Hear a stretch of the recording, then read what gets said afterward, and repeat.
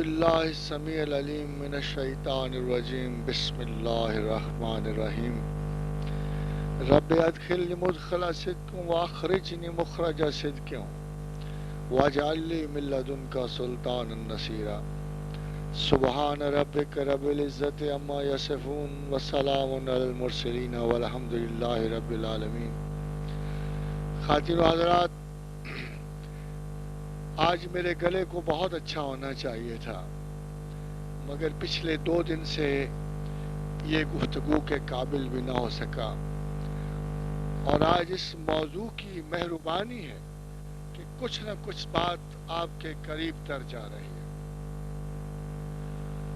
خواتین و حضرات، اسلام کے 2 فنڈامنٹلز ہیں، اور ان 2 کے نہ ہوتے ہوئے ایمان مکمل نہیں ہوتا۔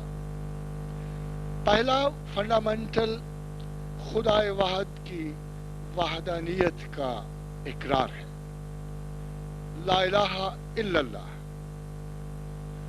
اور بقول ایک انگریزی مصنف کے کہ بر صغیر میں رہتے ہوئے اور لاکھوں بتوں کے حصار میں رہتے ہوئے اور ہندوؤں کی اس عادت کے باوجود کہ ہر فرد عالی کو مقدس کر لیتے تھے، مہاتما بدھا دنیا سے گزرے، اگر 25 برس بھی ہوئے تو انہوں نے مہاتما کو خدا بنا لیا۔ جین کو گزرے ابھی 20 برس نہ ہوئے کہ انہوں نے جینا وترا ایک جین کا خدا بنا لیا۔ مگر بقول اس انگریزی اینالسٹ، اور بڑا اچھا اینالسٹ ہے، کہ there was such a geometrical precision about the oneness of God in Islam that no mythology was possible، کہ خدا واحد کے عنوان سے اسلام میں اتنی شدت تھی، وحدانیت پہ اتنی سختی تھی، اتنا مکمل شعور وحدت تھا کہ تمام تر ہندوانہ کلچر، رسم و رواج اور jungles of gods and goddesses بھی خدا واحد کی وحدانیت کو متاثر نہیں کر سکے۔ اور خواتین و حضرات، ایک دوسرا فنڈامنٹل بھی ہے۔ سید کائنات محمد رسول اللہ صلی اللہ علیہ وسلم نے عمر فاروق سے پوچھا، عمر تم مجھے کتنا چاہتے ہو؟ فرمایا، یا رسول اللہ، اپنی جان سے کم ہر چیز سے زیادہ، اپنی جان سے کم ہر چیز سے زیادہ۔ فرمایا، عمر، ایمان مکمل نہیں ہوتا جب تک کہ تم مجھے اپنی جان سے بھی بڑھ کر نہ چاہو گے۔ فرمایا، یا رسول اللہ، آج کے بعد آپ مجھے میری جان سے بھی زیادہ عزیز۔ خواتین و حضرات، یہ اسلام کے 2 بنیادی فنڈامنٹلز ہیں، وحدانیت کا مکمل شعور اور محبت محمد میں ہر چیز کو اس کی ترجیح ثانیہ پر رکھنا۔ آقا و رسول نے یہ بات اس لیے نہ کہی تھی کہ کچھ ان کو اپنا تعلق مراد، یہ وہ پریسیڈنسز ہیں، یہ وہ پرائیورٹیز آف مسلم ہیں جو انہوں نے خود اس کا تعین نہیں کیا، بلکہ اللہ نے اس کا تعین کیا۔ تخلیق کائنات کے وقت، تخلیق دنیا کے وقت، تخلیق اسباب کے وقت اور تخلیق موجودات کے وقت اللہ پروردگار عالم نے محمد الرسول اللہ کا ایک ایسا رتبہ متعین کیا جس کا تصور تک کوئی اور انسان نہیں کر سکتا۔ فرمایا، الحمدللہ رب العالمین۔ خواتین و حضرات، ہمیں رب العالمین کی ڈیفینیشن کے وقت ایک بہت بڑا مسئلہ پڑتا ہے۔ ہمارے نزدیک ربوبیت کسی زندگی کا خوراک کا متعین کرنا، مگر ربوبیت سے یہ قطعاً مراد ہے، اگر ہمارا رزق روٹی ہے، پانی ہے، تو درختوں کا رزق نائٹروجن ہے، اور مخلوقات میں ہر ایک شے کا رزق جدا جدا ہے۔ اور اگر سورج کا رزق 18,000 ایٹم کا پھٹنا ہے تو چاند کا رزق وہ روشنی ہے جو سورج سے اس کے دامن پہ پڑتی ہے۔ تو ربوبیت صرف اس کھانے پینے پہ محیط نہیں، یا اس رزق پہ محیط نہیں جو انسان محدود کر کے اسے اپنے لیے متصور کرتا ہے، بلکہ ربوبیت کائنات میں پھیلے ہوئے ہر جاندار، ہر زندگی، ہر شے کا وہ رزق ہے جس پہ وہ قائم ہے اور جس پر اس کی زندگی کا دار و مدار ہے، چاہے وہ کشش ثقل ہے، چاہے وہ سورج کی روشنی ہے، یہ تمام کے تمام اسباب ربوبیت میں آتے ہیں۔ خواتین و حضرات، پھر ہم عالمین کی کیا وضاحت کریں؟ بقول رازی کے 18,000 عالم ہیں، 18,000 عالم ہیں، مگر جو انسان تحقیق و جستجو میں آگے بڑھ رہا ہے، جو کائنات کو پرکھا جا رہا ہے، وہ تمام فاصلے مختصر ہو رہے ہیں جو انسان نے اپنی ممکنہ ذہن سے کائنات کی حدود کو پرکھنے کے لیے بنائے ہیں۔ خواتین و حضرات، اس وسیع تر کائنات میں پتہ نہیں کتنی کائناتوں کے اور سلسلوں میں عالمین کی مقدار کبھی جانچی پرکھی نہیں جا سکتی۔ جب تک خدا کی حکومت کا پتہ نہ چلے، جب تک خدا کی رسائی کا پتہ نہ چلے، جب تک تخلیقات کا انجام پتہ نہ چلے، جب تک ٹوٹیلٹی آف کریشن کا پتہ نہ لگے، رب العالمین کی وضاحت نہیں ہو سکتی۔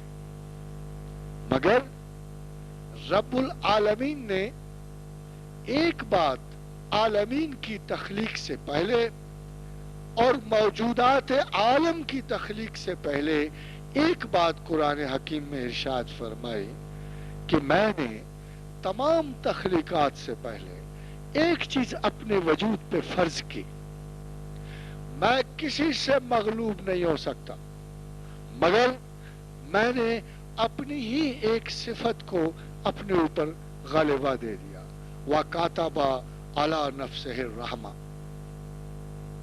وَكَتَبَ عَلَى نَفْسِهِ الرَّحْمَةَ، میں نے اپنے اوپر رحمت کو غالب کر لیا، وَمَا أَرْسَلْنَاكَ إِلَّا رَحْمَةً لِلْعَالَمِينَ، اور اے پیغمبر، میں نے تجھے نہیں بھیجا زمینوں میں اور آسمانوں میں مگر تمام ان عالمین کے لیے جن کا میں رب ہوں، تمام ان عالمین کے لیے تو رحمت عالم ہے۔ خواتین و حضرات، ہم محمد رسول اللہ صلی اللہ علیہ وسلم کے مقامات کیا پرکھ سکتے؟ ہمیں کیا علم ہے؟ ہم تو ایک خود غرض انسان کی طرح زندگی کو آخری سمجھتے ہیں، زمین کو ایک سمجھتے ہیں، ہم تو ان عالمین سے محدود سے ایک نقطے میں قید ہیں۔ حضور نے فرمایا کہ ان عالمین میں دنیا کی مثال اس طرح ہے جیسے جنگل میں پڑا ہوا ایک حلقہ، ایک چھلا، ایک انگوٹھی، جیسے ایمیزونز کے جنگل میں پڑی ہوئی ایک انگوٹھی، اس کی مقدار، اس کا تناسب، اس کی فکر کیا بنے گی یہ آپ خود سمجھ سکتے ہیں۔ جیسے دنیا سب کی اگر ریگزار جمع کر دیے جائیں تو ان ریگزاروں میں ایک ذرہ ہماری دنیا ہے، اور اس معمولی سے مقام پر، اس مستقر میں، اس قید خانے میں بھی ہم اپنے آپ کو کتنا معزز سمجھتے ہیں یہ اللہ جانتا ہے، اور ہم جانتے ہیں کہ تکبرات بنیادی طور پر انسان کے اوصاف میں شامل، انسان کے ان ناقص اوصاف میں شامل ہے کہ جو اسے نہ صرف خدا کے حضور میں کھڑا کرتے ہیں اور گستاخی کی ارتکاب پہ آمادہ کرتے ہیں، بلکہ محمد الرسول اللہ کے مقامات کو بھی نظروں سے اوجھل کر دیتے. خواتین و حضرات، ہم سے تو غالب اچھا تھا، ہم سے تو اسد اللہ خان غالب اچھے تھے کہ تمام عمر زندگی شراب و شیر میں گزاری، مگر جب حضور کی باری آئی تو ایک شعر میں بات تمام کر دی کہ غالب ثناء خواجہ بے یزداں گذاشتہ، کہ غالب میں نے محمد رسول اللہ کی تعریف اللہ پہ چھوڑ دی، اس لیے کہ میں اپنے آپ کو حقدار ہی نہیں سمجھتا رسول اللہ کی تعریف کا، اس لیے کہ تمام تر عقل و معرفت کے باوجود میں اس انسان مکمل کی وسعت اخلاق و کردار کا ادراک نہیں کر سکتا. اس لیے میں ایک مختصر سی بات کہتا ہوں کہ غالب ثناء خواجہ با یزداں گذاشتم، کہ جو اسے جانتا ہے وہی اس کی تعریف کا حق ادا کر سکتا ہے، اور محمد الرسول اللہ کو صرف اللہ ہی جانتا ہے کہ ذات پاک مرتبہ دان محمد است، کہ وہی ذات پاک ہی مرتبہ دان محمد. خواتین و حضرات، کمال معرفت انسان ہے کہ وہ دنیا سے لیتا کیا ہے اور دنیا کو دیتا کیا ہے. اگر ابتدائے حیات مصطفیٰ دیکھی جائے تو لگتا یہ ہے کہ محرومیوں کا ایک سمندر ہے جس میں وہ متلاطم. بچپن کیا بیٹا ہے جس نے باپ کی صورت تک نہ دیکھی، کیا حسرت خیال ہے، کیا مقدر ہے اس یتیم کا جس نے کبھی باپ کی شفقت کی نظر نہ پائی. ذرا آگے بڑھے تو مادر محترم بھی رخصت ہو. ایک بچے کے لیے ایک معصوم کی سائیکی پر آپ کیا سمجھتے ہو کہ کتنی بڑی محرومیوں کا اثر ہوتا ہوگا. اور آگے بڑھے تو جس نے سایہ شفقت رکھا اسی کو خدا نے اٹھا لیا. دادا رخصت ہوئے. غربت کا یہ عالم کہ روٹیاں پانی میں بھگو بھگو کے باسی کھانا. جوانی ایسے گزاری کہ تنگ دستی جب اپنا مقدر دیکھتی، اپنی تجسیم پاتی، تو محمد رسول اللہ سے بہتر اسے کوئی نظر نہ آتا. مگر یہ ساری محرومیاں سمیٹ کے، یہ سارے دکھ، ساری اذیتیں سمیٹ کے ذرا غور تو کیجئے محمد رسول اللہ نے دنیا کو کیا دیا؟ محبت فاتح عالم، دکھ بٹانا، درد سمیٹنا. رحمت، یہی وہ کلی رحمت ہے جس کی طرف خدا نے اشارہ کیا. کارل مارکس کی زندگی بھی بڑی خراب گزری تھی.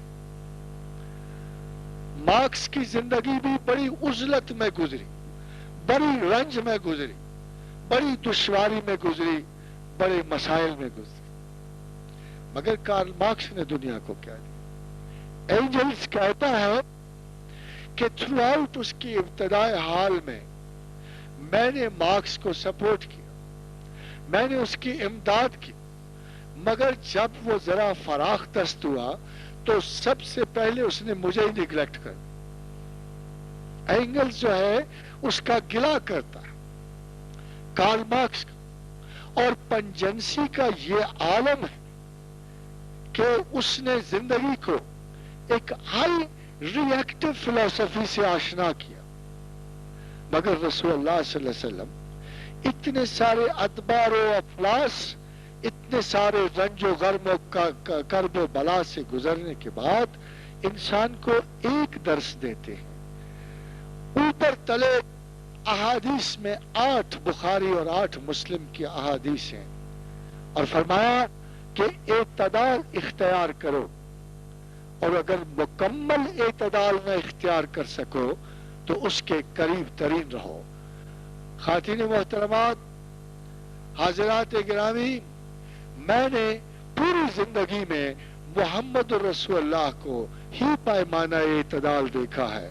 اور اگر میں اس حدیث کو دوسرے معنوں میں پڑھوں تو بڑی وضاحت سے نظر آتا ہے کہ جو جتنا رسول اللہ کے قریب ہے، جتنا اس مینرزم کے قریب ہے، اس انداز زندگی کے قریب ہے، خیال رجائیت مصطفیٰ کے قریب ہے، وہ اتنا ہی معتدل ہے، اور جتنا انسان رسول اللہ کی زندگی کے پیٹرن سے دور ہے اتنا ہی غیر معتدل ہے۔ خواتین و حضرات، حضور نے فرمایا مجھ سے شر کے بارے میں سوال نہ کیا کر، جب بھی مجھ سے پوچھو خیر کے بارے میں پوچھو، اس لیے کہ شر، وہم، وسوسہ یہ تمہارے ذہن کی بلا ہے۔ شکایت کی گئی یا رسول اللہ صلی اللہ علیہ وسلم، حضرت عباس نے عرض کی کہ اتنا وسوسہ مجھے آتا ہے کہ دل چاہتا ہے کہ میں جل کر کوئلے کی طرح سیاہ ہو جاؤں۔ فرمایا عباس، خدا کا شکر نہیں کرتے ہو کہ جو مصائب تمہیں حقائق میں پیش آنے ہیں وہ تمہارے وسوسوں میں گزر جاتے ہیں۔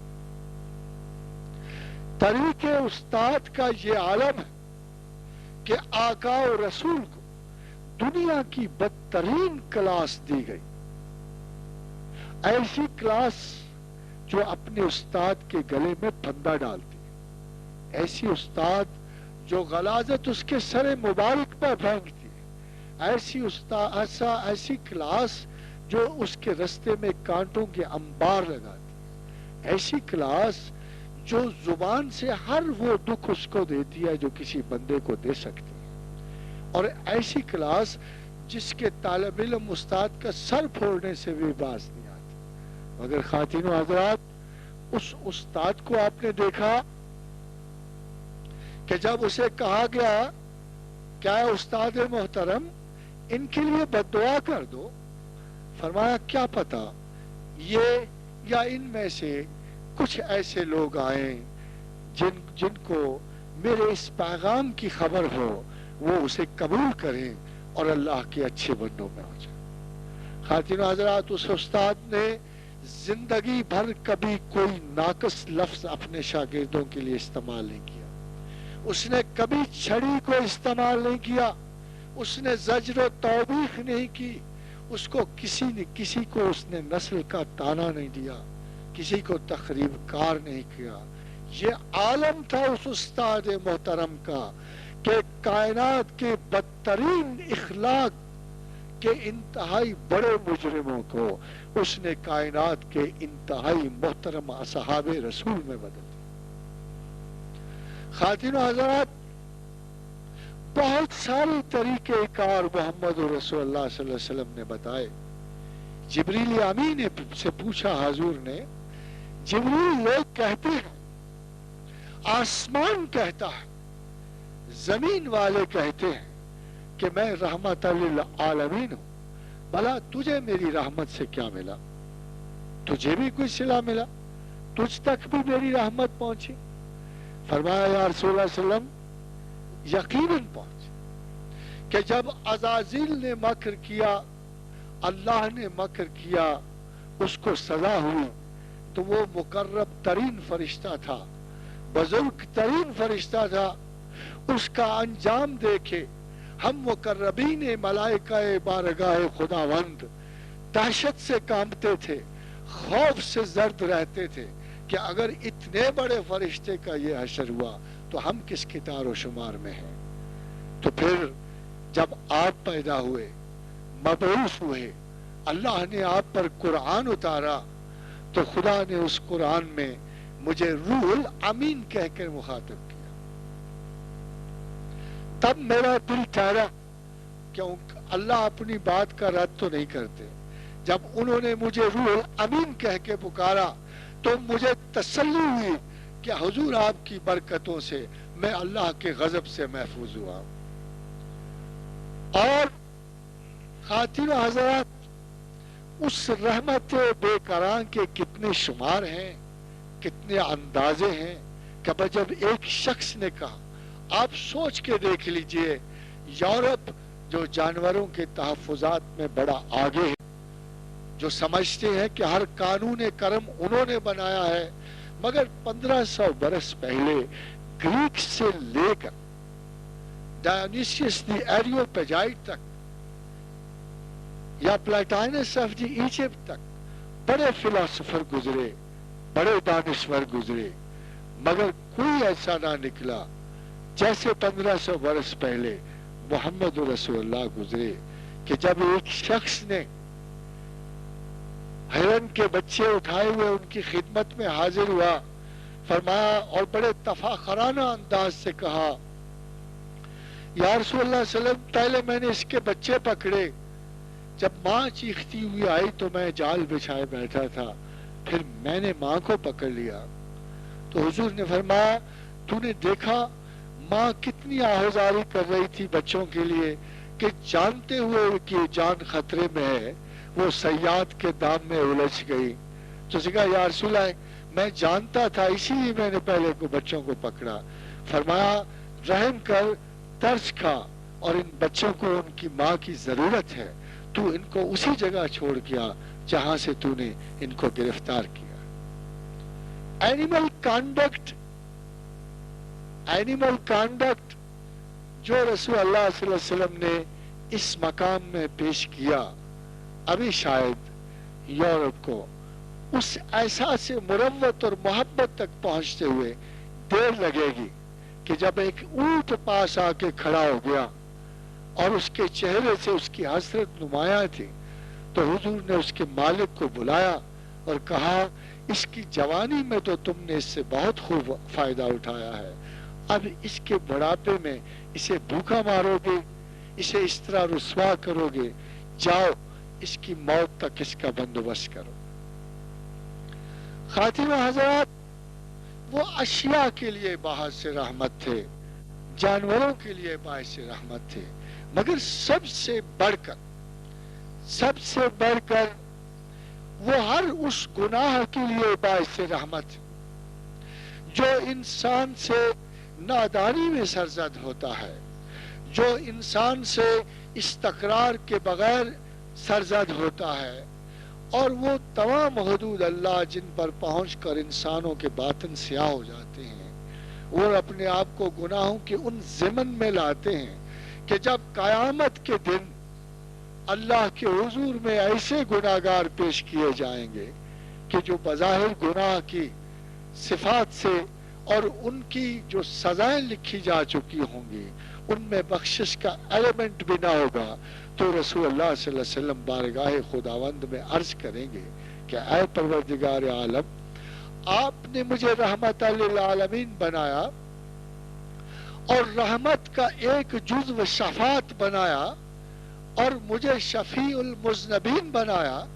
اور آپ نے مجھے اجازت بخشی کہ میں اپنے گنہگار مسلمانوں کے لیے سفارش کرتا، تو کیا آج کے دن سے بہتر کوئی دن ہے کہ میں آپ کے حضور سفارش نہ کروں؟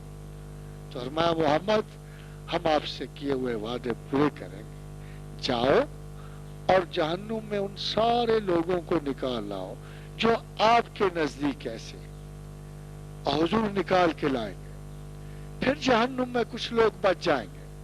خاتون حضرات، یہ مستند ترین بخاری اور مسلم کے احادیث میں ہے۔ پھر آپ دیکھیں گے کہ کچھ لوگ بچ گئے، آپ اللہ کے حضور دوبارہ عرض کریں کہ یا پروردگار، ابھی بھی میرے کچھ لوگ جہنم میں باقی ہیں۔ فرمایا، محمد، ہم اپنے وعدے کو ضرور پورا کریں گے، تیری شفاعت اور رحمت قبول کریں گے، جاؤ اور ان لوگوں کو بھی نکال لا۔ پھر وہ لوگ نکالے جائیں گے، پھر بھی کچھ بچ جائیں گے، پھر حضور شفاعت سے باز نہیں آئیں گے، بار بار جائیں گے، اللہ سے کہیں گے، یا میرے مالک، اب بھی میرے کچھ امتی ایسے ہیں جو تو نے جو دوزخ میں ڈال رکھے ہیں۔ فرمایا، میرے رسول، جا ان کو بھی نکال لا، میں اپنا وعدہ ضرور پورا کروں گا۔ جب چوتھی مرتبہ اللہ کے رسول کچھ باقی ماندہ لوگوں کے لیے جائیں گے تو پروردگار کہے گا، اے رسول، ہم نے تجھ سے وعدہ پورا کیا، اب جہنم میں کوئی ایسا موجود نہیں ہے جو تیری شفاعت و رحمت کا مستحق ہو۔ اب تو جن مسلمانوں کو جہنم میں دیکھ رہا ہے، ان کو کتاب نے روک رکھا، ان کو کتاب نے روک رکھا. اور خواتین و حضرات، کتاب کا مطلب یہ ہے کہ جو نام کے مسلمان ضرور تھے مگر جنہوں نے خدا کی وحدانیت کا کبھی اقرار نہیں کیا، اور جو منافقانہ طور پہ اللہ کو مانتے رہے اور اللہ کو کبھی سزا و جزا کا مالک نہیں سمجھا، جنہوں نے ہر سبب دنیا کو اپنا خدا جانا مگر اسباب دنیا کے خالق کو کبھی اپنا خدا نہیں جانا، صرف وہ لوگ جہنم میں رہ جائیں گے، چاہے ان کے نام کافرانہ ہو چاہے ان کے نام مسلمانانہ ہو. اور حضور کی شفاعت، آپ اندازہ کیجئے کہ ہم بندے تو حضور کی شفاعت کی قدر نہیں کر سکتے، مگر خدا خود اپنے رسول کو اتنا رحمت عالم، اتنا رحیم و کریم پاتا ہے کہ جب اللہ نے قرآن میں ذکر کیا تو اپنے بندے کو عبد الرحیم اور عبد الرؤوف نہیں کہا، بلکہ براہ راست اپنی صفات اس پہ منطبق. قد جاءکم رسول من انفسکم،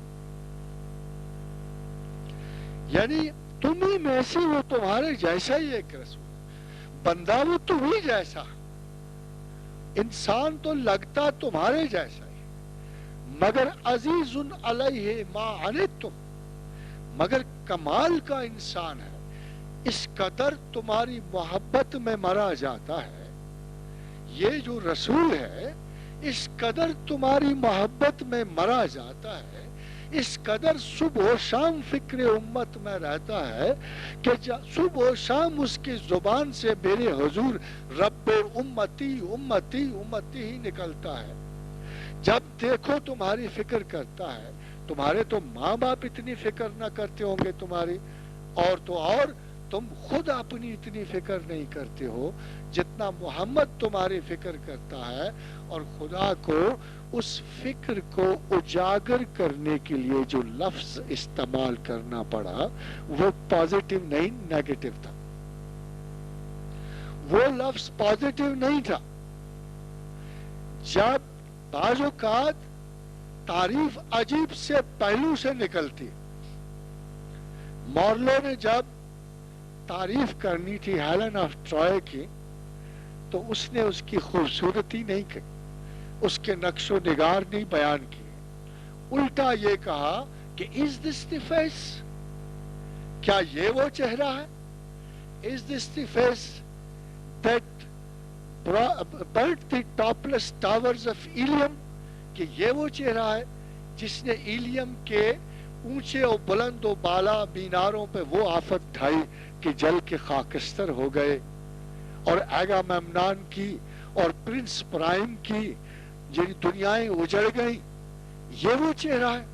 تو آپ اندازہ کیجئے، ویسے لاہور والے بھی جب کسی کے حسن کی داد دیتے ہیں تو ایک چھوٹے سے جملے سے دیتے ہیں کہ بس جی نرا قتل ہی قتل ہے. جب وہ کوئی داد دیتے ہیں تو وہ بڑی نیگیٹیولی کہتے ہیں کہ اس کا حسن بیاں، اس کا حسن انداز، اس کا حسن کلام، اس کی حسن صورت کی اب کیا دے دے، نرا قتل ہی قتل ہے. تو خدا بھی اپنے رسول کو جب ہائٹنڈ اور ایکسائٹڈ ٹرمز میں مبالغے کے انداز میں جب بیان کرتا ہے کہ یہ دیکھو یہ شخص ہے، تو نیگیٹو لفظ استعمال کرتا ہے، حریص علیکم، تو لفظ حریص استعمال کرتا ہے. یعنی حریص تو لالچی کو کہتے ہیں، حریص تو انتہائی پوزیسو انسان کو کہتے ہیں جو اپنی مملکت سے ایک ذرہ بھی کسی دوسرے کو دینے سے دریغ کرتا ہے. مگر یہاں عجیب بات ہے کہ پوزیشن کیا ہے؟ محبت امت. اور تمام تر پوزیشن اپنے احباب کی، اپنی امت کی مغفرت کی ہے. اور ایک لمحہ، ایک ذرہ بھی اس شفاعت اور کرم سے رسول اللہ کی پوری زندگی میں کم نہیں ہوتا. اور صبح و شام اپنی امت کی فکر کرتے ہوئے اللہ کا یہ رسول زندگی کی ابتدا فکر امت سے کرتا ہے اور انتہا فکر امت سے کرتا ہے. خواتین و حضرات، پھر اگر ایسا پیغمبر کہے، ایسا رسول کہے کہ میں تمہارا ایمان مکمل نہیں ہوتا جب تک میں تمہیں اپنی جانوں سے زیادہ عزیز نہ ہو جاؤں، اس لیے ہم تو اسے صلہ ہی نہیں دے سکتے۔ اقبال نے کہا تھا کہ یہ درآمدی لٹریچر جو ہے، یہ درآمد شدہ بوزنائی کلچر جو ہے، یہ جو جدید ترین کلچر ہے، یہ غیر پائیدار، غیر مستقل سیماب صفت کلچر جو ہے، جو ہوا کا کلچر ہے، اس میں پائیداری تو کوئی بھی نہیں ہے۔ اس کی تمام تر اجاگر شدہ صفات میں صرف دو پہلو۔ آج اگر اسلام کے نظریاتی تخیل کو سامنا درپیش ہے تو دو پہلوؤں سے ہے، کانسیپٹ آف ڈیموکریسی سے ہے، کانسیپٹ آف لبرٹی سے ہے۔ خواتین و حضرات، یہ مت سمجھیے گا کہ میں ڈیموکریسی کے خلاف ہوں۔ میں اس ڈیموکریسی کے خلاف ہوں جس میں مورل کلچر جو ہے وہ محفوظ ہو، مگر سیکولر ڈیموکریسی نہ مورل ہوتی ہے نہ امورل ہوتی ہے، بلکہ اگر جمہوریت مل کر فیصلہ کر دے کہ دنیا کا بدترین گناہ، دنیا کی بدترین اخلاق سوز حرکت بھی میجارٹی اوپینین سے جائز ہو سکتی، اور ہے اس وقت بھی ہے۔ جانور سے شادی کی آپ کو اجازت۔ لندن میں ایک انتہائی محترم سکا رومن کیتھولک پادری نے اپنی بڑی ہی عزیز اور محترم کتیا سے شادی رچائی، اور باقاعدہ کورٹ میں، اور وظائف، یہ وصف کس کا ٹھہرا؟ ڈیموکریسی، کہ جی جمہوریت اتنی آزادیاں بخشتی ہے، اتنا اعلیٰ ظرف بخشتی ہے، کمال ہو گیا کہ کسی نے برائی نہیں منایا، کیونکہ برا منانا ریجیڈیٹی، کلچر کے اوصاف میں کسی چیز کا برا منانا درج ہی نہیں، ایوری باڈی ٹو ہمسیلف۔ تفنن یہ ہے کہ ایک انڈیویجول کی آزادی کا تو اتنا تحفظ ہے کہ ایک لفظ نہیں آپ اس کے خلاف بول سکتے، آپ رشدی کو سزا نہیں دے سکتے، تحفظ ہے اسے، پوری آزادی رائے ہے۔ مگر اگر رشدی 1 بلین مسلمانوں کی دل آزاری کر دے، ان کو گالی دے، ان کے باپ کو گالی دے، ان کی ماں کو گالی دے، ام المومنین عائشہ کے خلاف لکھے، سید کائنات محمد رسول اللہ کے خلاف لکھے، اسے پوری آزادی۔ یہ ڈیموکریسی کے متضاد اوصاف ہے۔ اے مورل ہونا اس کی صفت ہے، نہ وہ اخلاق میں نہ بے بد اخلاق میں، لا اخلاق ہے۔ تو لا اخلاق سسٹم جو ہے سب سے زیادہ خوفناک بحران پیدا کرتے، یہ پہلے بھی تھے، آج کی بات نہیں ہے، بڑی پرانی بات ہے کہ اسپارٹا کی ہائی کاؤنسلرز بیٹھے، انہیں کہا آبادی بڑھ گئی، بہت بڑھ گئی۔ اچھا جی، تو پھر کاؤنسلرز نے ڈیسیشن دیا کہ آبادی کو کم کرنے کے لیے ہم جنسی کی اجازت دی، اور پہلا قانون جو دنیا میں جو بنا اس کی فیور میں، یہ آج کے قانون جو بنے یہ نئے نہیں ہیں، بلکہ اسپارٹا نے، ان کی کونسل نے سب سے پہلے یہ قانون پاس کیا۔ خواتین و حضرات، اسلام اور محمد رسول اللہ صلی اللہ علیہ وسلم آپ کو کیا دے رہے ہیں؟ پاسبلی ہائیسٹ انٹلیکچوئل آرڈر سے نکلا ہوا یہ دین، ہائیسٹ انٹلیکچوئل آرڈر سے نکلا ہوا یہ دین ایک بات کلیم کرتا ہے، اس کلیم کے بعد اس بات کو ڈیمونسٹریٹ کرتا ہے۔ صرف 41 برس تک ایک پیور اسلامک آرڈر ڈیمونسٹریٹ ہوتا، وہ مستقل تھا ہی نہیں، اس کو تو جب چوائسز بلڈ ہوتے، جب آپ اختیار کرتے، جب آپ چنو گے تو پھر اسلام کو بحیثیت مذہب چنو گے. مگر اللہ تعالیٰ قرآن حکیم میں فرماتا ہے کہ ما انزلنا علیک القرآن لتشقی. ہاں اے میرے سردار، اے میرے پیغمبر، اے میرے محبوب، ما انزلنا علیک القرآن لتشقی، ہم نے قرآن کو مشقت کے لیے نہیں اتارا. خاتون و حضرات، اگر اسلام میں مشقت نہیں ہے تو پھر آپ اتنی مشقت کیوں اٹھا رہے ہو؟ آپ کیوں اتنی مشقت اٹھا رہے ہو؟ کیوں اتنی خوف زدہ ہے معاشرہ اسلام کو پلٹنے کے لیے؟ کیوں ڈرا ڈرا سا رہتا ہے؟ اس کی نگاہ میں کون سے ایسے قوانین ہیں؟ کیا آپ نے کبھی اپنے ریلیجس قوانین کی سائیکالوجی سمجھی؟ کیا آپ نے کبھی غور کیا کہ دنیا میں واحد اسلام ایسا قانون ہے جو قتل کے آخری لمحوں میں بھی اس کی برات رکھتا ہے؟ آخری لمحوں میں بھی یہ بدترین جرم جو زمین پہ سرزد ہوتا ہے، یہ بدترین جرم آخری لمحے حیات تک بھی معاف ہو سکتا ہے، اس لیے کہ قصاص اور دیت کے قوانین جو ہیں صرف اور صرف اسلام میں پائے جاتے ہیں، صرف اور صرف اسی قانون میں پائے جاتے ہیں. آپ حیران ہوں گے کہ نماز ایک چھوٹا سا حکم، چھوٹا سا لازم ترین حکم، مگر نماز میں 27 ایکسیپشنز، 27 ایکسیپشنز. اس لازمی ترین قانون کی فیسلٹی دینے کے لیے، اس میں آسانی دینے کے لیے اللہ نے 27 ایکسیپشنز رکھی. روزے میں ایکسیپشن رکھی. روزہ کتنا سخت ہوتا ہے، کتنا ہارڈ ہوتا ہے. بعض لوگ حوصلہ نہیں پاتے اس کو رکھنے کا. خدا کہتا ہے نہ رکھو، نہ رکھو.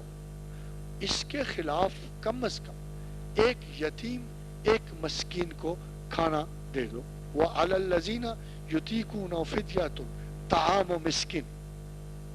مگر ہم لوگ براہ راست چونکہ مذہب کی آگہی سے گریزاں، براہ راست چونکہ حدیث رسول کے پڑھنے سے گریزاں، تو پھر آپ کو اس پیغمبر کی عظمت کا کیا پتہ لگے گا جسے خدا کہتا ہے وَبِالْمُؤْمِنِينَ رَءُوفٌ رَحِيمٌ.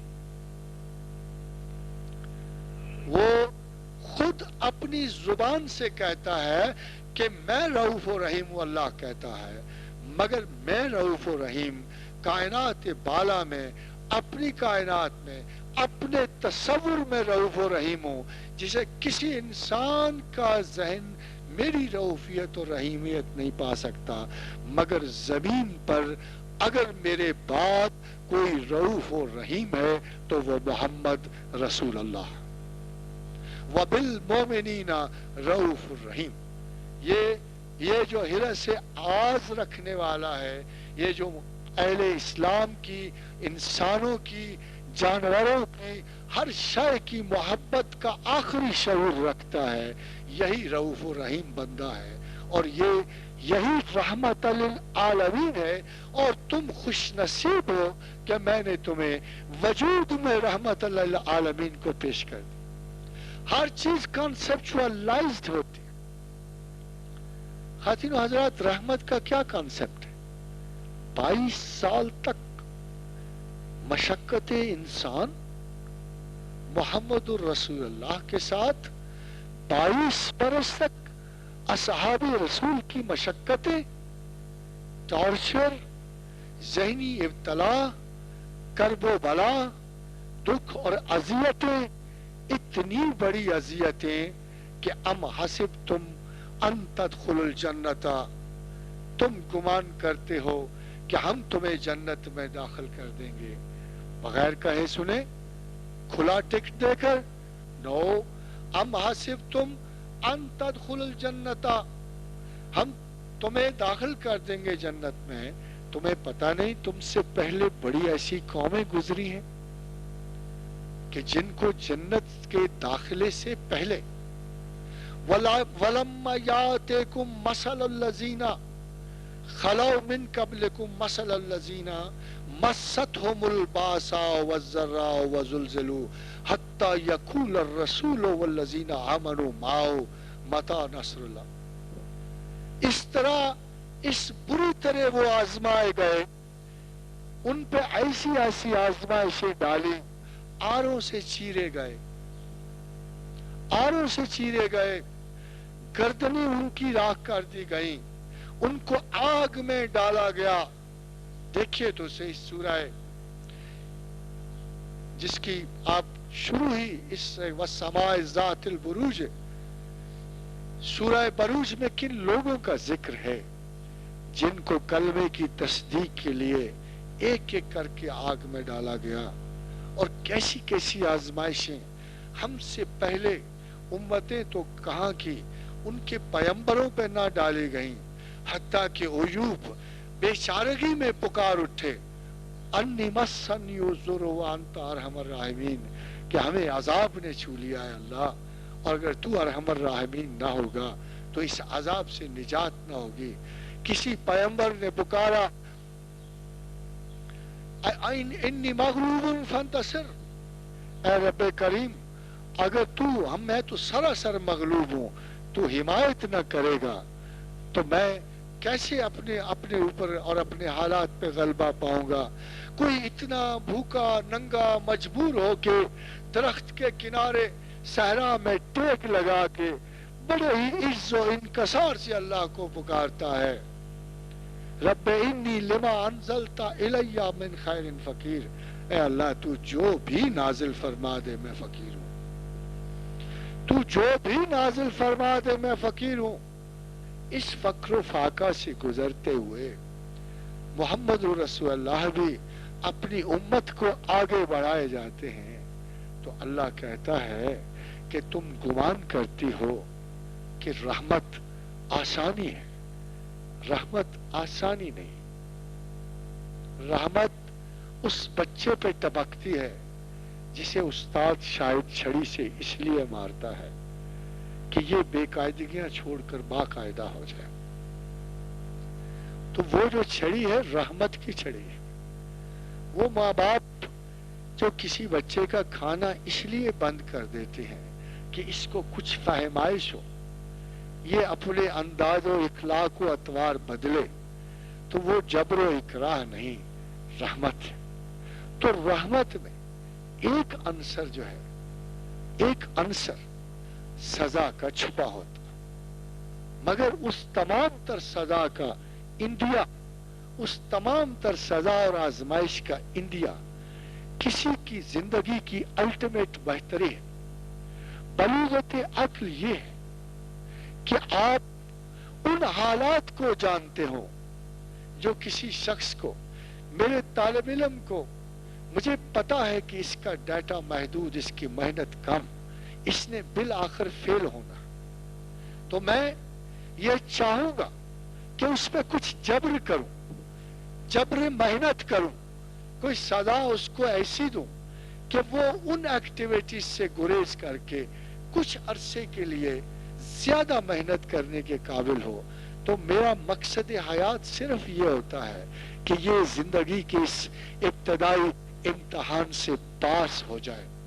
اور رسول اللہ صلی اللہ علیہ وسلم کیسے استاد تھے.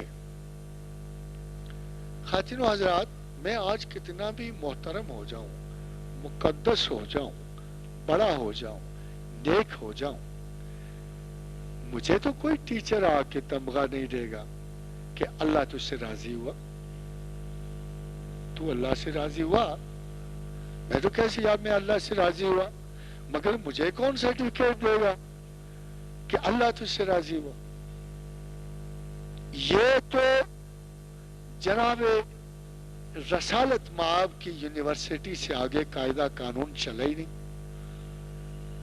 اور صرف وہ ایک کلاس تھی جسے اس استاد نے ایسا لکھایا، ایسا پڑھایا، ایسا سمجھایا ایسی پرائیورٹیز اسٹیبلش کی، ایسی انداز زندگی ان کو بخشا، یہ طریقہ تکلم بخشا، تبسم بخشا، انداز حیات بخشا، شہادتیں بخشی، عرفان ذات پروردگار بخشا کہ اللہ کو اس کلاس کو اس کی زندگی میں پاس کر دینا پڑا، اور کہا رضی اللہ عنہ و رضوا عنہ، کہ اللہ ان سے راضی ہوا اور یہ اللہ سے راضی ہوئے۔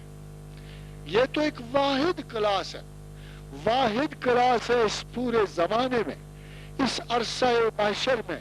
وہی کچھ لوگ ہیں، وہ 3000 ہیں یا 5000 ہیں، جو حدیبیہ میں اللہ نے فرمایا اے پیغمبر انہوں نے تیرے ہاتھ پہ بیعت نہیں کی، انہوں نے میرے ہاتھ پہ بیعت کی ہے۔ یہ وہ لوگ ہیں جو زمین پر اپنی زندگی میں ہی بخشے گئے ہیں۔ آج بھی دنیا کی بڑی بڑی یونیورسٹیاں ان کے استادوں کے نام سے ہی جانی جاتی۔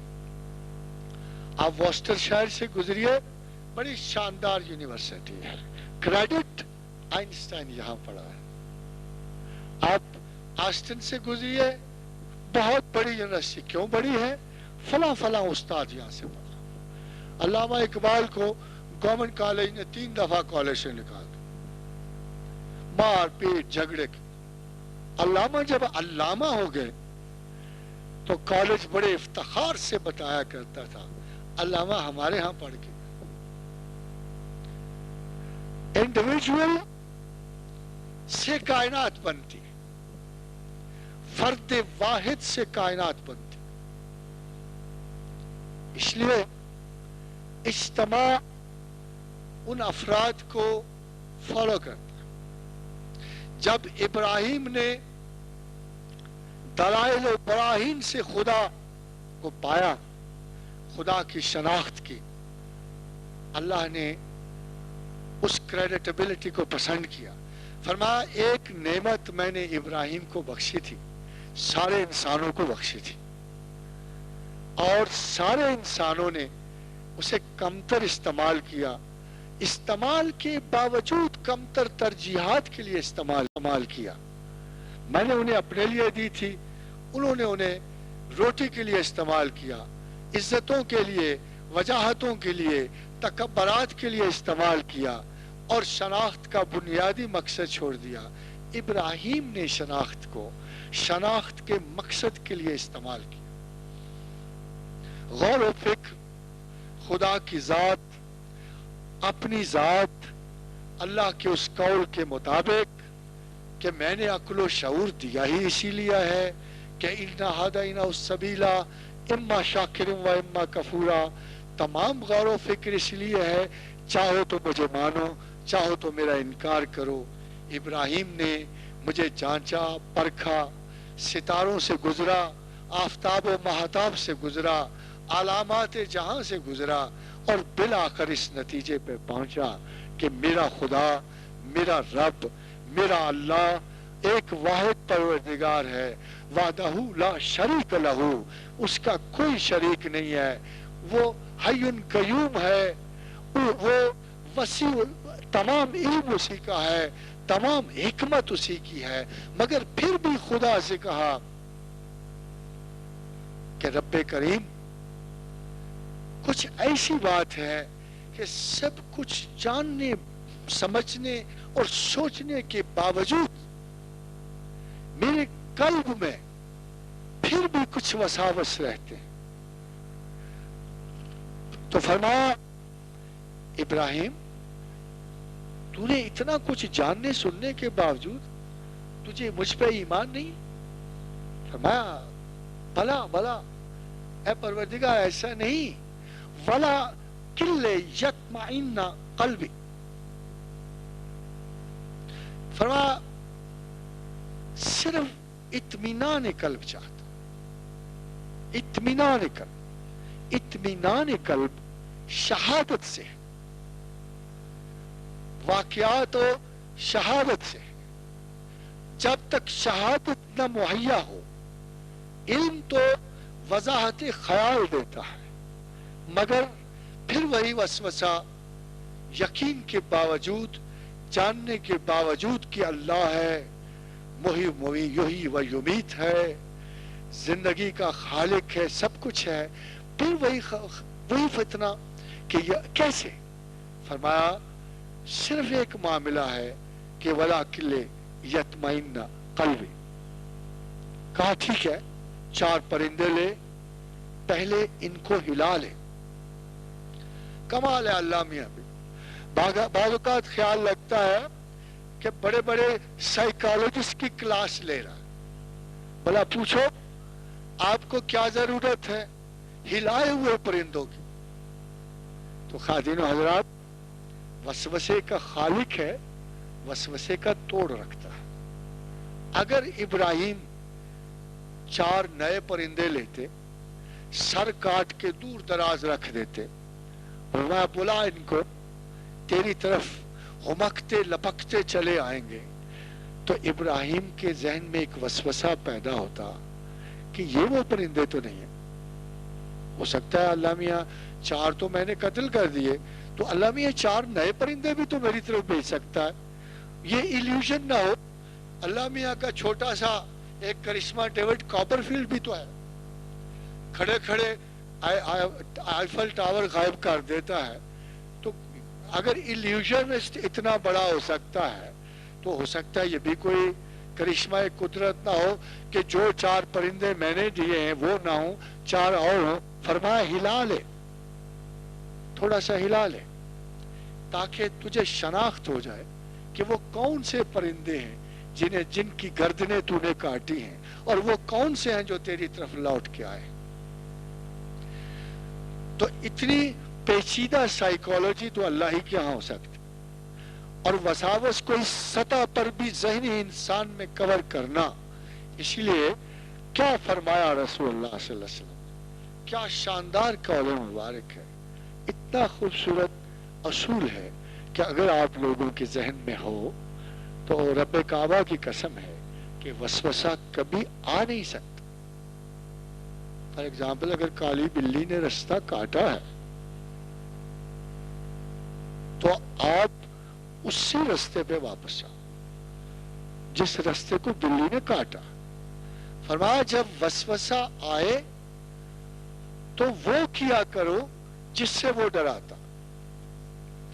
جب وسوسہ آئے تو اس کے الٹ کیا کرو. لو خاتون حضرات تک اپنا حضور کی حدیث کا اس کا میں آپ کو واقعہ سنا.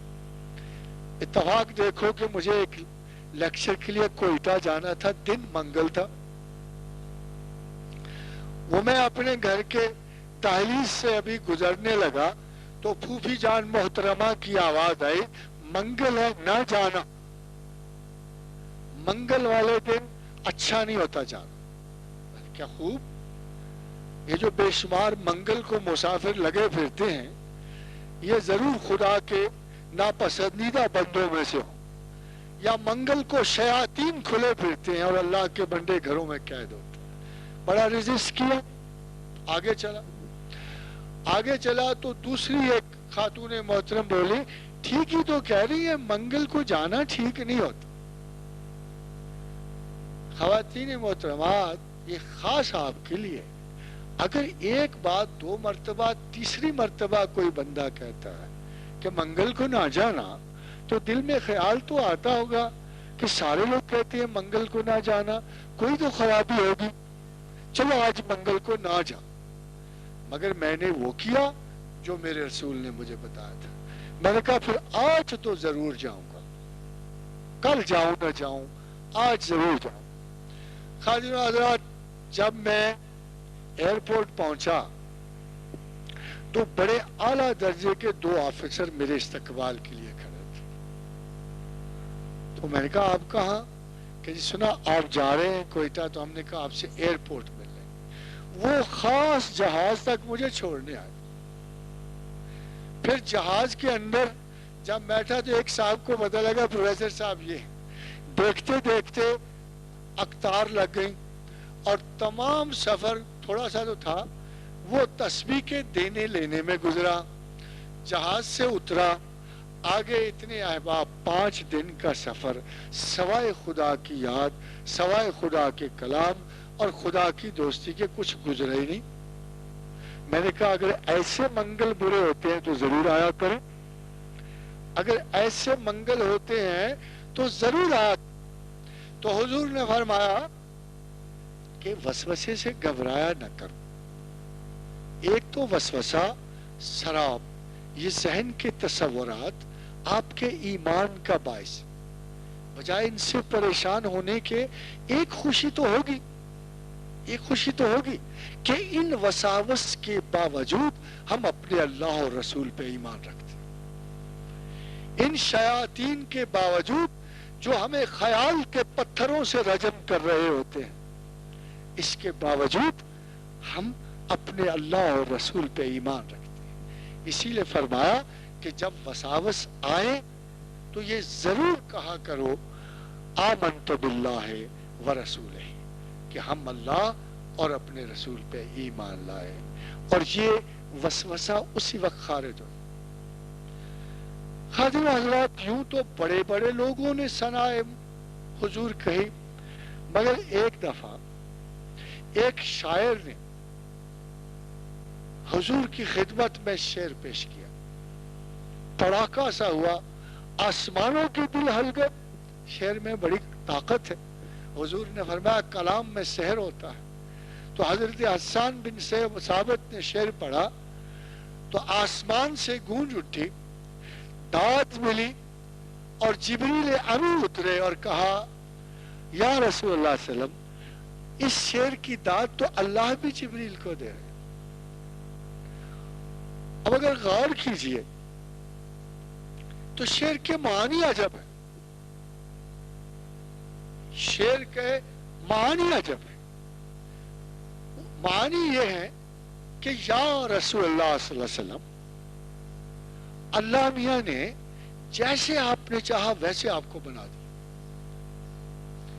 اللہ نے آپ کو ویسے بنا دیا جیسے آپ نے چاہا۔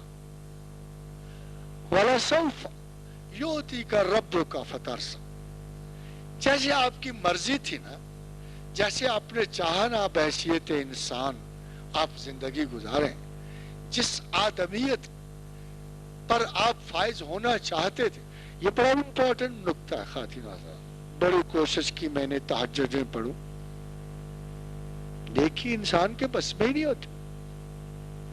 ایک بڑے صاحب فکر نے کہا کہ کیا غلط حدیث ہے کہ جس نے حی علی الصلاۃ حی علی الفلاح کے بعد لا حول ولا قوت الا باللہ پڑھا، اس پہ جنت لازم ہو۔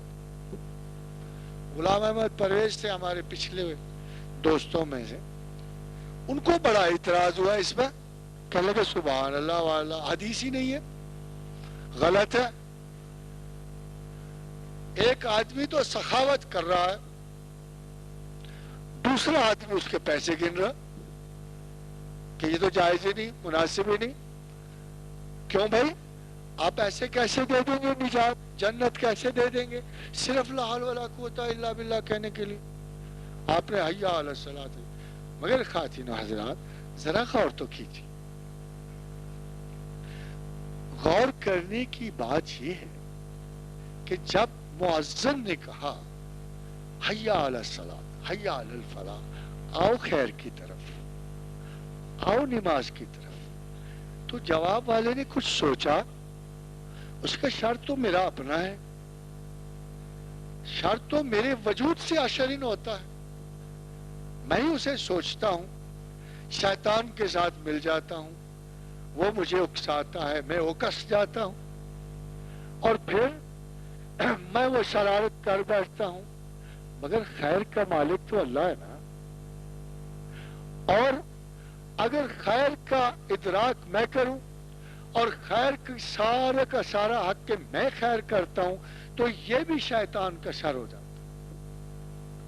اگر قدرت خیر میں کلیم کر لوں تو بجائے اس کے اچھی بلی نیکی کرتے کرتے نیکیاں ساری کر کے دریا میں ڈال دوں گا، اور کسی حاتم طائی کو پھر کسی سفر پہ نکلنا پڑے گا اس نقطے کو جاننے کے لیے۔ تو خیر اللہ کی طرف سے ہوتی ہے، اور جب کوئی انسان انکسار یہ ہے کہ دل میں یا زبان سے کہے کہ پروردگار نہ میری کوئی قوت نہ میرا کوئی لا حول ولا قوت الا باللہ کا یہی مطلب ہے نا کہ نہ کوئی میری قوت نہ میرا کوئی ارادہ، جو کچھ ہے تیری توفیق سے ہے. اگر تو اجازت بخشے گا، تو توفیق بخشے گا، تو رحم فرمائے گا، میں نیکوکاروں میں سے ہوں گا، میں نمازیں بھی پڑھوں گا، میں فلاح بھی اختیار کروں گا. اور اس اپروچ سے بڑی کوئی صاف ستھری نیک اپروچ نہیں. اور کوئی شخص جو یہ ذہنی اپروچ رکھتا ہے، رب کعبہ کی قسم ہے کہ جہنم اس پہ اس کو کبھی بھی داغدار نہیں کر سکتی. اس لیے کہ تمام ایمان، خواتین و حضرات اعمال کی نوعیت دیکھیں، تمام اعمال تھرڈ ڈگری آف کنسپشن ہے. تمام اعمال زندگی تھرڈ ڈگری آف کنسپشن. یہ ہے آپ کا فور برین. یہاں فور برین دماغ کو، اس کے رستوں کو، اس کے انداز کو کنٹرول کرتا ہے، آپ کو حکم دیتا ہے، انداز زندگی دیتا ہے، عرفان بخشتا ہے، رفعت خیال بخشتا ہے. یہ فور برین ہے جس کے بارے میں قرآن میں اللہ کہتا ہے کہ میں نے ما من دابۃ فی الارض الا هو آخذ بناصیتها، کہ زمین میں ایسا کوئی ذی حیات نہیں ہے جسے میں نے اس کے ماتھے سے نہیں تھاما ہوا. خواتین و حضرات ماتھے پہ بالوں سے نہیں اللہ نے پکڑا ہوا، بلکہ یہاں فور برین ہے جس کا ریموٹ کنٹرول اللہ کے پاس. یہ فور برین پھر دماغ کے دوسرے سسٹمز کو آرڈر دیتا ہے. ان میں سے خلاقیت، تخلیق، عمل پذیری کا ایک سسٹم ہے. پھر عمل پذیری کا وہ سسٹم آپ کو عبادات ظاہرہ یا اشغال باطنیہ اور ظاہرہ کا حکم دیتا ہے. کیا خدا کے نزدیک، کیا اللہ کے نزدیک اعمال کی حیثیت اور خیال کی حیثیت ایک ہے؟ قطع نہیں. بلکہ حضور کو پوچھا گیا کہ ایمان کیا ہے. یہ تو خواتین و حضرات اب بات اچھی نہیں ہے نا کہ اگر عملیت پسند جو ہے ہماری رعایت کے سارے قانون ہی نکال دے کتاب سے، کہ جو محمد رسول اللہ نے ہمیں، دیکھو نا اگر بوڑھا ہو جائے بندہ تو آبسٹیکل ریس میں ذرا آگے کھڑا کرتے ہیں، اسے اس کو ایڈوانٹیج دیتے ہیں نا. جوان کو پیچھے کھڑا کرتے ہیں اور اس کو ذرا آگے کھڑا کرتے ہیں تاکہ عمروں کے لحاظ سے ایڈوانٹیج مل جائے. تو کیا خیال ہے خواتین و حضرات، انسانوں کے دماغوں میں تفاوت نہیں ہوتی، پڑھائیوں میں تفاوت نہیں ہوتی، رتبہ اعمال میں تفاوت نہیں ہوتی، ہر آدمی اور دوسرے آدمی میں عمل اور ذہن کا فرق نہیں ہوتا. تو پھر اللہ تعالیٰ نے کچھ آبسٹیکلز کی وجہ سے کچھ رعایتیں اناؤنس کی ہوئی. اب پوچھا گیا، حضرت ابو ہریرہ نے پوچھا یا رسول اللہ ایمان کیا ہے؟ فرمایا اگر تو زبان سے اقرار کرے کہ اللہ ایک ہے اور مرتے دم تک اس اقرار پہ قائم رہے تو تو نے ایمان چکھ لیا. اگر تو زبان سے کہے کہ اللہ ایک ہے اور میں اس کا رسول ہوں اور پھر مرتے دم تک اس عہد پہ پابند رہے تو تو نے ایمان چکھ لیا. خواتین و حضرات اعمال کا ذکر ہی نہیں کیا رسول اللہ صلی اللہ علیہ وسلم. صحیحین کی حدیث ہے، یہ نہیں کہ اعمال نہ کر، یہ کبھی بھی نہ گمان کیجیے گا، یہ میں اعمال کے خلاف بات نہیں کر رہا، بلکہ میں نیات کے حق کی بات کر رہا ہوں. ان نیات کے حق کی بات جنہیں اعمال زدہ لوگ سرے سے بھول جاتے ہیں. حضور نے فرمایا،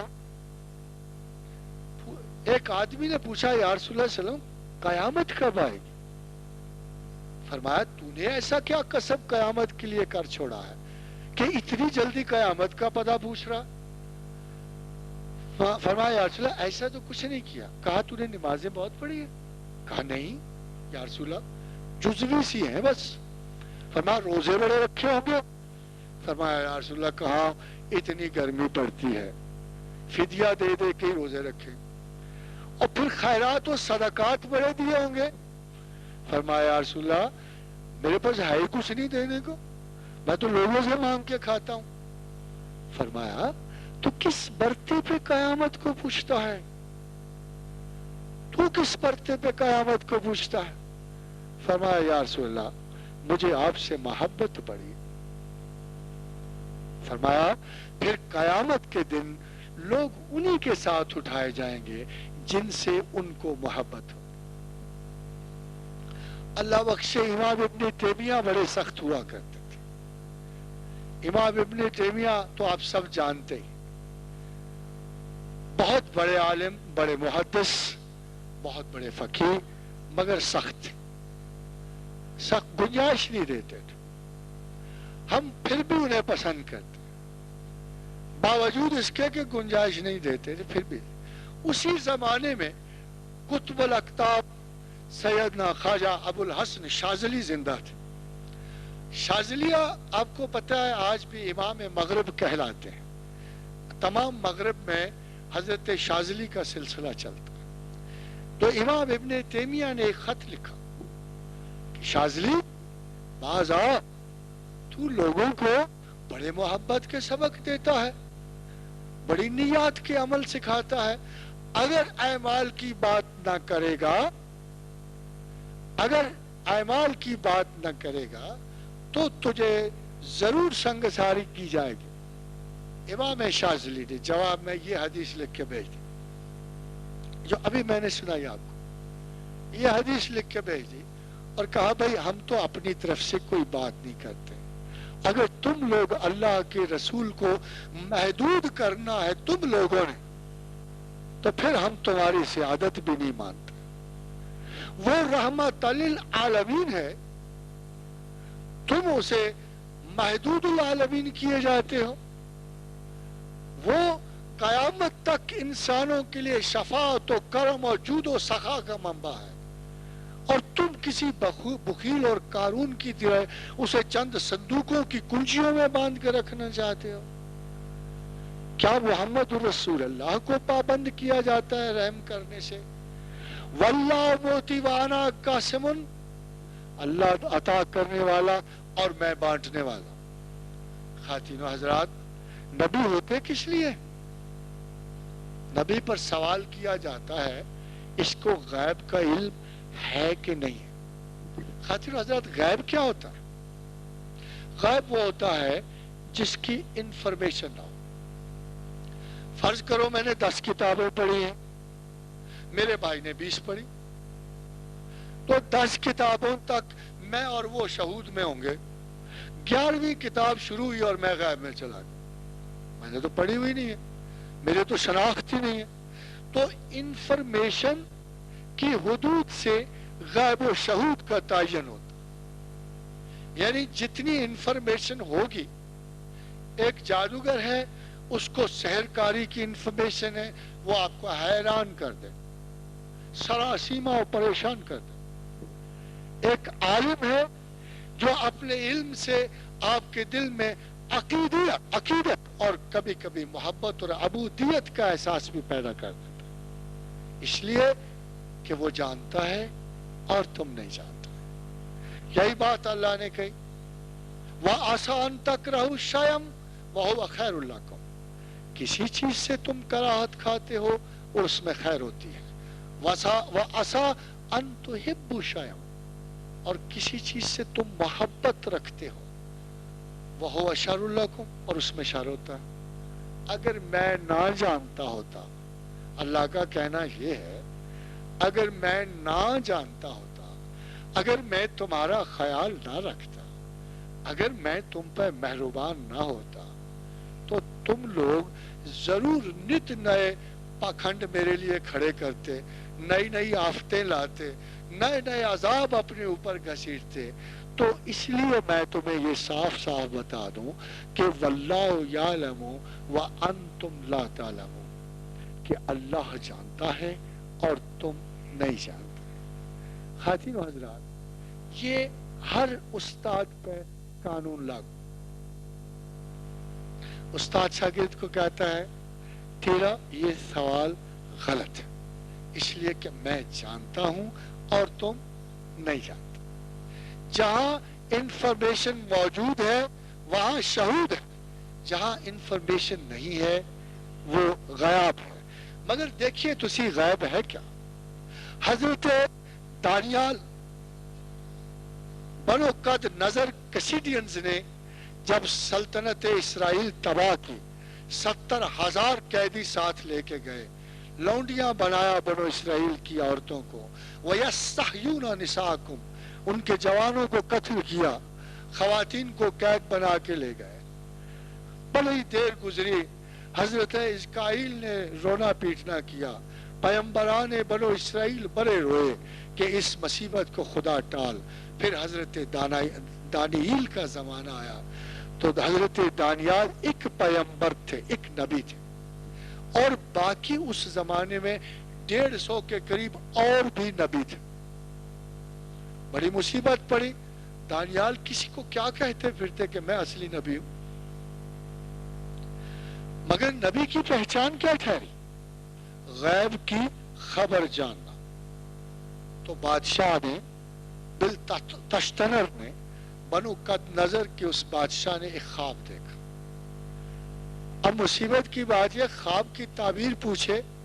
بادشاہ نے اعلان کیا کہ جو شخص مجھے خواب بتائے گا پھر تعبیر بتائے گا اس کو میں نبی مانوں. اب جو جعلی لوگ تھے وہ بیچارے تعبیر تو گھڑی لیتے ادھر ادھر سے کہیں سے, مگر تعبیر گھڑنے اب یہ کیسے بتاتے؟ جو بادشاہ پوچھا خواب کیسے بتاتے؟ یہ تو بڑی غیب کی بات تھی. پھر حضرت جبریل امی اترے, دانیال کے پاس آئے, کہا کہ بادشاہ نے یہ خواب دیکھا اور اس کی تعبیر یہ ہے. اگلے روز پھر بادشاہ کے حضور دانیال پیش ہوئے اور کہا بادشاہ تو نے ایک انگلی کو دیوار پہ لکھتے ہوئے دیکھا اور اس نے لکھا ہے کہ تو جانچا گیا, پرکھا گیا اور تخت و تاج سے گرایا گیا. بادشاہ کو یقین ہوا, اسے کہا یہی نبی ہے جو غیب کی خبر لاتا ہے, وہ نبی ہے. جو خبر لاتا ہے جو نبی, وہ نبی کہلاتا رہا ہمیشہ سے. اور غیب کی خبر کیا ہے؟ آپ کا خیال یہ ہے کہ غیب کی خبر کسی کے گھر میں کیا پکا ہوا ہے یہ بتا دینا؟ یہ تو بہت پہلے حضرت عیسیٰ کے علم میں تھی. انی انبئکم بما تاکلون فی بیوتکم.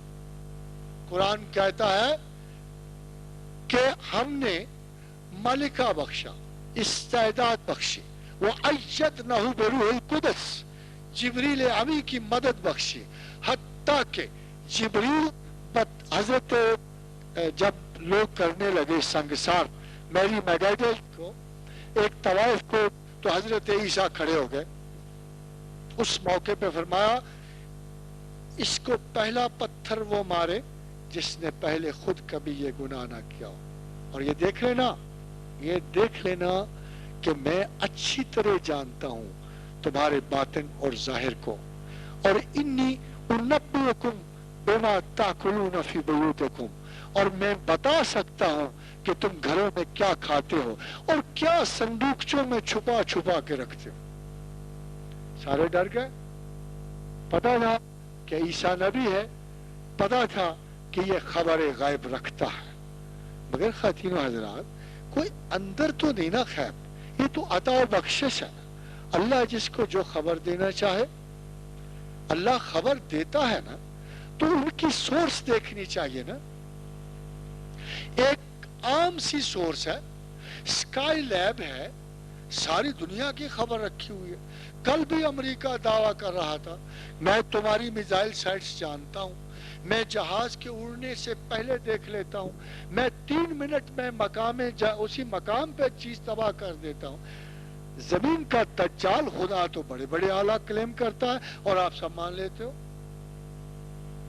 آپ سب مان لیتے ہو، اور وہ زمین و آسمان کا رب جو کلیم کرتا ہے آپ کو اس کے ماننے میں کتنا دریغ ہوتا ہے۔ اس کا پیغمبر کہتا ہے بھائی میں تمہیں غیب کی خبر دے رہا ہوں کہ خدا ہے، خدا ہی غیب ہے، نہیں خدا کے سوا کون غیب ہے؟ اللہ کے سوا تو کوئی غیب نہیں ہے۔ آمنت باللہ، سب سے پہلا غیب خدا ہے، کسی فرد و بشر سے اسے نہیں دیکھا ہوا، نظر میں آج تک آ ہی نہیں سکا، کوئی شہادت نظری موجود نہ تھی، کوئی چیز ایسی حقیقت نہ تھی، ایک ہی غیب تھا، اسی غیب کے توسط سے جنت و دوزخ ہیں، اسی غیب کے توسط سے عذاب قبر ہے، اسی غیب کے توسط سے سارے غیب ہیں جو آپ کو غیب نظر آتے ہیں۔ مگر جو نبی اللہ کی انفارمیشن دے رہا ہے، اللہ کو غیب سے حضور میں لا رہا ہے، غیب سے شہادت میں لا رہا ہے، وما زاغ البصر وما طغى، نہ اس کی آنکھوں نے کجی کی، اس کی آنکھوں نے کوئی کجی نہیں، اس نے کھلی آنکھ سے اپنے رب کو دیکھا۔ بہت کہتے ہیں بڑے دانشور کہتے ہیں جبریل کو دیکھا، اور بھائی جبریل تو لگے پھرتے تھے زمین پر، جبریل تو وہ فرشتہ ہے، پرانے زمانے میں گریک مائتھولوجی ہرمیس دی میسنجر ہوا کرتے تھے، لگتا ہے جبریل کی بگڑی ہوئی شکل ہے، جبریل ہی کی بگڑی ہوئی شکل ہرمیس دی میسنجر ہے، جس کی یاد میں یہ میچز ہوتے ہیں اور پورا عالمی میلہ، وہ بھاگنے دوڑنے والے اور پیغام رساں دیوتا سمجھا جاتا تھا، مگر دراصل اللہ کی طرف سے ہر پیغمبر کو ہر حال میں پیغام رسانی کا فریضہ جبریل امی دیتے رہے۔ آدم نے جبریل کو دیکھا، شیش نے دیکھا، نوح نے دیکھا، عیسیٰ نے دیکھا، موسیٰ نے دیکھا، کون سا ایسا پیغمبر ہے جس نے ہر پرت رنگت جبریل کو نہ دیکھا؟ تو پھر جبریل کا معراج پہ دیکھنا کون سا وصف تھا رسول اللہ صلی اللہ علیہ وسلم؟ تو خواجین حضرات، محمد رسول اللہ اس لیے ختم المرسلین ہیں، اس لیے رحمت للعالمین ہیں کہ جہاں جہاں رب العالمین ہیں وہاں رحمت للعالمین ہیں، اور جہاں پروردگار کو شہادت کی ضرورت پڑی، جہاں اپنے لیے ایک واحد شہادت متمکن کی اور اپنے غیاب کو شہود میں لانا چاہا، اپنا حضور اسٹیبلش کرنا چاہا، ویژن کے بغیر کرنا چاہا، تو محمد الرسول اللہ صلی اللہ علیہ وسلم خدا واحد و یکتا کے واحد و یکتا شاہد ہیں، اور ان کے بغیر زمین پہ رسول اللہ صلی اللہ علیہ وسلم کے سوا اللہ کی کوئی شہادت نظری موجود نہیں، شہادت بصری موجود نہیں۔ وما علینا الا البلاغ۔ اللہ تعالی ہمیں عرفان ذات رسول دے، اور ہمیں ایک آخری بات جو رسول کو خوش کرتی ہے، جو اللہ کو خوش کرتی ہے۔ حضرت کعب بہت تسبیح کیا کرتے تھے، فرمایا یا رسول اللہ صلی اللہ علیہ وسلم میں درود پڑھا کروں؟ فرمایا ہاں۔ فرمایا ایک تہائی پڑھا کروں؟ فرمایا اور پڑھا کرو۔ فرمایا یا رسول اللہ نصف پڑھا کروں؟ فرمایا اور پڑھا کرو۔ فرمایا یا رسول اللہ میں درود ہی نہ پڑھا کروں؟ فرمایا کفایت کرے گا، صلی اللہ علیہ وآلہ وسلم۔